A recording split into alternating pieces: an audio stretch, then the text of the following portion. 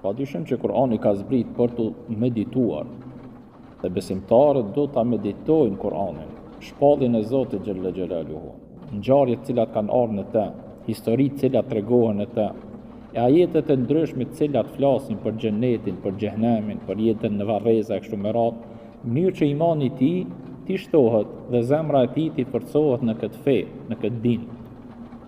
Të parët e tanë të mirë i meditonin thella ajetet e Kur'anit dhe historitë të cilat tregoheshin në të. Në veçanti nëse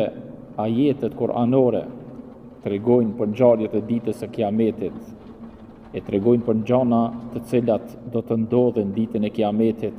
për dënimin, për shpërblimin e kështu me radhë, ndikoheshin shumë nga këto ajete kuranore. Tregohet për Omerin radiallahu ta'ala anhu se një natë, siç ka qenë traditë e tij, kur ka qenë halife i muslimanëve, me dalë në rrugët e Medinës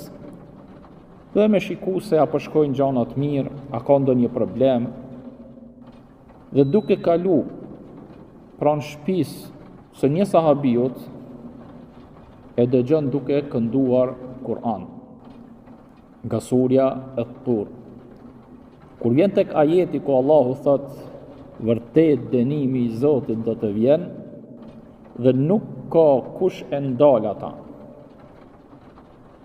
Omeri radiallahu ta'ala anhu kur ndëgjoi këtë ajet, zbriti nga gomari i tij,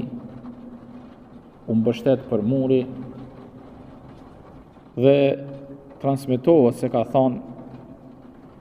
për Zotin e Qabës, ky është një zotim i vërtet. Dhe pastaj është ngrit ngadalë dhe ka shku tek shtëpia e tij dhe ka rënë në shtrat. Dhe njerëzit e kanë vizituar një muaj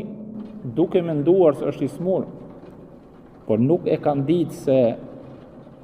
ka mbet një muaj në shtrat si rezultat i dëgjimit të këtyre ajeteve kuranore nga surja At-Tur, që tregojnë se dënimi i Zotit do të vjen dhe s'ka kush që ndal atë. Kështu i përjetonin ngjarjet të cilat janë treguar në Kur'an shokët e pejgamberit alayhi salatu wassalam, e në veçanti nëse ato tregojnë për ditën e Kiametit, për dënimin e ditës së Kiametit, për shpërblimin në të kështu me radhë. E lutem Allahun që neve na bën prej tyre, ti meditojmë ato